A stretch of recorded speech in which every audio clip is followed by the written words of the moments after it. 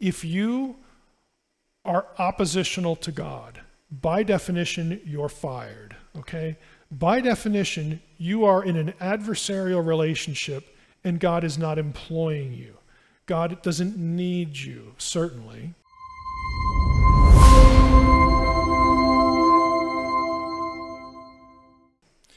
Another question that comes up. Were the gods of the nations, the sons of God, evil from the beginning of their appointment? So when, the Lord allots the gods to the nations to the gods, according to the number of the sons of God, all these Deuteronomy references, of course, including verses 8 and 9, Deuteronomy 32, 8 and 9. The question comes because we read of their judgment in Psalm 82. Well, when did they go bad? And we saw last time that you basically got a 100-year window here where you start to get references to idolatry in the biblical story, in the family of Abraham. That's not very long after Babel. So this question comes up. You have two options. You can say, no, they weren't evil from the beginning. They became rebellious. They seduced the populations to worship them and not worship the true God, and they sowed chaos among the nations. This is actually the view I take. And then there are others who would say, well, they were evil from the beginning. God punished the nations, not only by divorcing them, but he consigned them to idolatry intentionally. The disinherited can enter Israel, they can convert, but otherwise they're damned. Now the second part of that, I would agree with. You have to throw your loyalty, align your loyalty with the God of Israel. But the first part of it, again, I don't think necessarily follows or necessarily is required to make the second statement there, to the second half of number 2. God punished the nations not only with divorce, but he consigned them to idolatry, that this was intentional. So you've got two options. Now, if the latter one, this idea that these sons of God were corrupt from the beginning, it's hard to know why the gods are therefore under judgment, not only in Psalm 82, but earlier.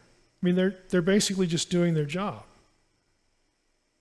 In other words, God shouldn't be mad at me for corrupting the nations. I was already corrupt. And he's the one that put me over this nation to corrupt it. So I'm doing my job. And there's a bit of a problem there. It's also hard to rationalize that view with the kingdom of priests idea and the covenant with Abraham. It seems from the get-go God wanted the nations back in the fold, and the Israelites and ultimately the Messiah were the key to that. So why, if God wanted the nations back, why would he intentionally consign them to idolatry? These two things seem to be sort of operating against one another. It's like, I'm going to injure you. I'm going to take a bat and hit you over the head and injure you so that I can heal you if I'm a doctor. I mean, that's just odd. Again, these two things just don't seem to quite cohere together. I'd also say if the answer is yes, again, this is intentional, why would God care about what the gods are doing at all? This goes with number 1, why be mad at them? But why would he care at all and judge them? I mean, you'd think God would be happy that the nations are getting what they deserve. This chaos. God should be happy, not angry in Psalm 82. Who cares what happens to the non-elect? They're non-elect. Whoop-de-doo. For these reasons, again, I land on the first choice. I don't think they were evil from the beginning. Again, I'll just make a general statement. I think you'd have a really hard time in Scripture showing that evil entities are ever on God's payroll for a single day. If you are oppositional to God, by definition, you're fired, okay?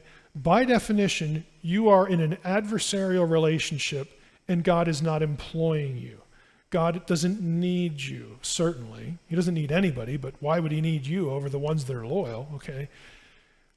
The whole idea that God would have evil entities and he, on his payroll, that he's tasking them to do evil, I think is quite contrary to the nature of God and the overarching meta-narrative of Scripture, and a handful of specific passages too. But again, I just wanted to add this so that you know sort of where I'm at on this and why.